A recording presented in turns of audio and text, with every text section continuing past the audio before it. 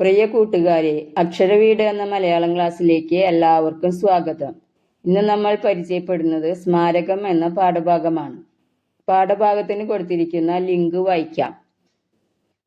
ഇളങ്കാറ്റിൽ തൂവലുകൾ മണ്ണിലേക്ക്, പറവയുടെ വഴികൾ തെളിയുന്നു. എന്താണ് ഇതിന്റെ ആശയം? ഇളങ്കാറ്റിൽ തൂവലുകൾ കൊഴിഞ്ഞു പോകുന്നത് പരിഗണിക്കാതെ പറവകൾ അവയുടെ ലക്ഷ്യത്തിലേക്ക് പറക്കാറുണ്ട്. നഷ്ടപ്പെട്ടതിനെ ഓർത്ത് യാത്ര അവസാനിപ്പിക്കുന്നില്ല. യാത്രകളിൽ പല പ്രതിസന്ധികളും പ്രയാസങ്ങളും അനുഭവപ്പെടും. എന്നാൽ അതെല്ലാം അതിജീവിച്ച് തരണം ചെയ്ത് യാത്ര തുടരുക തന്നെ ചെയ്യും.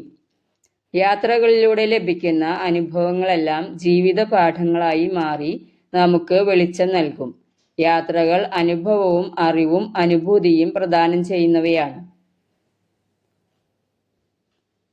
ഇനി സ്മാരകം എന്ന പാഠഭാഗത്തേക്ക് കടക്കാം. സ്മാരകം എന്നാൽ അർത്ഥം ഓർമ്മിപ്പിക്കാനുള്ളത് എന്നാണ്. മഹാന്മാരായ വ്യക്തികളെ ഓർമ്മിപ്പിക്കാനായി പണിയുന്നവയാണ് സ്മാരകങ്ങൾ.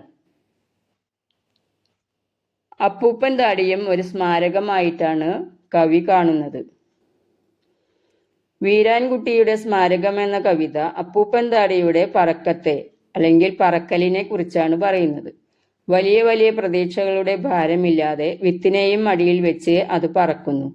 ധീരമെങ്കിലും എളിയ ശ്രമം സാർത്ഥകമാകുന്നത് അത് വീണിടത്ത് നാളെ ആരും അറിയാതെ ഒരു മരം ഉയർന്നു വന്ന് തണൽ വിരിക്കുമ്പോഴാണ്, ഒരു സ്മാരകമായി മാറുമ്പോഴാണ്.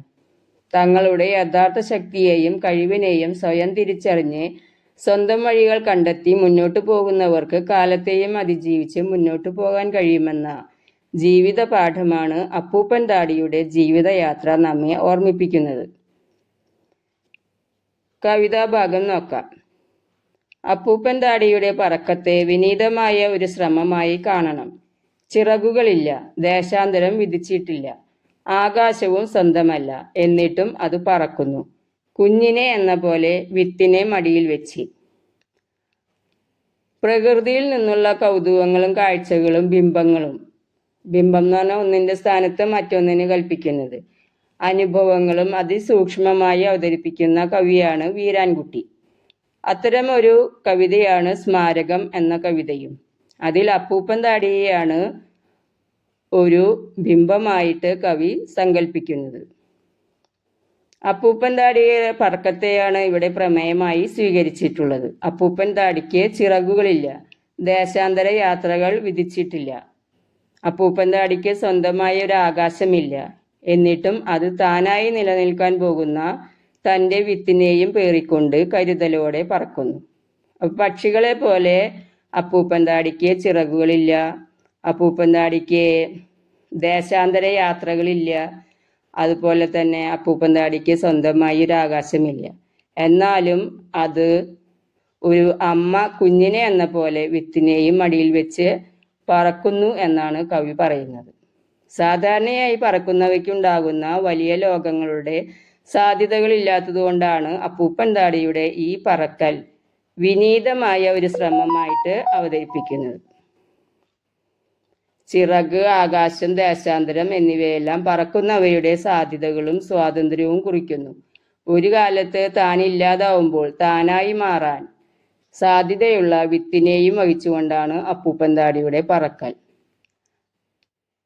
പുറത്തു നിന്നുള്ള അറിവോ പ്രചോദനമോ സ്വാധീനമോ അതിനില്ല. മറ്റുള്ളവരുടെ പ്രതീക്ഷയോ സ്വപ്നമോ സ്തുതിഗീതമോ അതിനെ അലട്ടുന്നില്ല. അതാണ് അടുത്ത വരികളിൽ പറയുന്നത്. അത് കാണും സ്വപ്നത്തിലെ മരത്തിന്റെ തണലിൽ നാളെ ഒരാൾ വന്നിളവേൽക്കും എന്ന കവിത അതിനറിയില്ല. അറിവില്ലായ്മയുടെ ഭാരക്കുറവിൽ അത് പറക്കുന്നു. അപ്പൊ അത് ഒരു സ്വപ്നം കാണുന്നില്ല, ഒരു പ്രതീക്ഷയില്ല, അതിന് ആരും ഒരു സ്തുതിഗീതം പാടുന്നില്ല. എന്നാലും അത് യാത്ര തുടർന്നുകൊണ്ടിരിക്കുന്നു.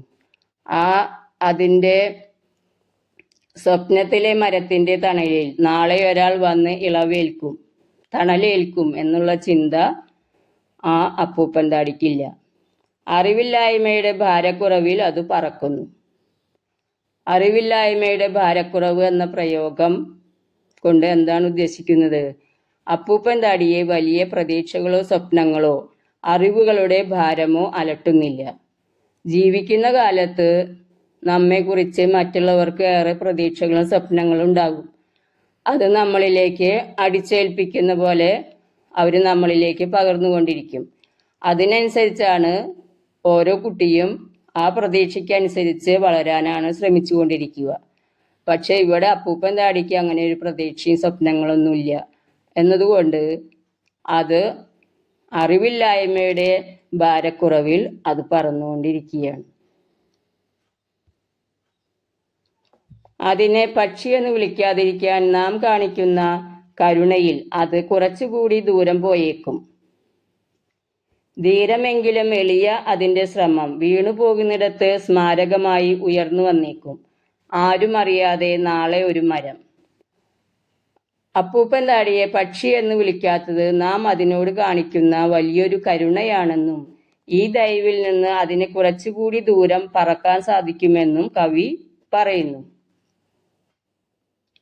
എല്ലാവർക്കും തണൽ വിരിക്കുന്ന ഒരു മരമായി അത് മാറും. പുതിയ ദിശകളിലേക്ക് അപ്പൂപ്പൻ താടി യാത്ര തുടരും. പുതിയ പുതിയ ദിക്കുകളിലേക്ക് പുതിയ അപ്പൂപ്പൻ താടികളെ പറത്തുന്ന മരമാകുന്നതോടെ അപ്പൂപ്പൻ താടി ഒരു സ്മാരകമായി എന്നും നിലനിൽക്കും. മറ്റൊരാളുടെ സ്വാധീനത്തിൽ ഉൾപ്പെടാതെ തൻ്റെതായ ഇഷ്ടത്തിനൊത്ത് അഭിരുചിക്കും താല്പര്യത്തിനും ഒത്ത് ജീവിക്കുന്നവർക്ക് പ്രതീക്ഷകൾക്ക് അപ്പുറമുള്ള കാര്യങ്ങൾ എത്തിപ്പിടിക്കാൻ സാധിക്കുമെന്ന വലിയൊരു പാഠം അപ്പൂപ്പൻ താടി നമുക്ക് പകർന്നു തരുന്നു എന്നാണ് കവി പറയുന്നത്. ധീരമെങ്കിലും എളിയ അതിൻ്റെ ശ്രമം. തുടക്കത്തിൽ വിനീതമായ ശ്രമം എന്നാണ് കവി പറഞ്ഞത്. ഇപ്പോൾ ധീരമായൊരു ശ്രമമായിട്ടാണ് കവി അതിനെ വിശേഷിപ്പിക്കുന്നത്. കാരണം അതിന് കാലങ്ങളോളം നിലനിൽക്കുന്ന ഒരു മരമായി വളർന്നു വരാൻ സാധിച്ചു. മറ്റുള്ളവർക്ക് തണലേകാനും അതിൻ്റെ വംശവർദ്ധനവിനും ആ മരം അവിടെ ഒരു സ്മാരകമായി ഉയർന്നു നിൽക്കും എന്നാണ് കവി ഈ കവിതാഭാഗത്ത് പറയുന്നത്. അപ്പൂപ്പൻ താടിയുടെ യാത്ര മനുഷ്യജീവിത യാത്ര തന്നെയാണ്. വളരെ സാധാരണക്കാരായ മനുഷ്യർ ഒന്നും പ്രതീക്ഷിക്കാതെ നിസ്വാർത്ഥമായ പ്രവർത്തനങ്ങളുമായി നടത്തുന്ന ജീവിതയാത്ര മറ്റുള്ളവർക്കായി സ്വയം സമർപ്പിച്ച് ജീവിതം ധന്യമാക്കിയ വിവേകശാലികളുടെ ഒരു പകർപ്പാണ് ഈ അപ്പൂപ്പൻ താടി എന്ന് പറയാം. മിണ്ടാപ്രാണി എന്ന കവിതാ സമാഹാരത്തിൽ നിന്ന് എടുത്തതാണ് സ്മാരകം എന്ന ഈ കവിത. ഈ പാഠഭാഗത്തിൻ്റെ പഠന പ്രവർത്തനങ്ങളുടെ ഉത്തര മാതൃകകൾ ഈ വീഡിയോയിൽ ഉൾപ്പെടുത്തിയിട്ടുണ്ട്. എല്ലാവരും വായിച്ച് നോക്കി നോട്ടിലേക്ക് എഴുതിയെടുക്കണം. Okay, thank U.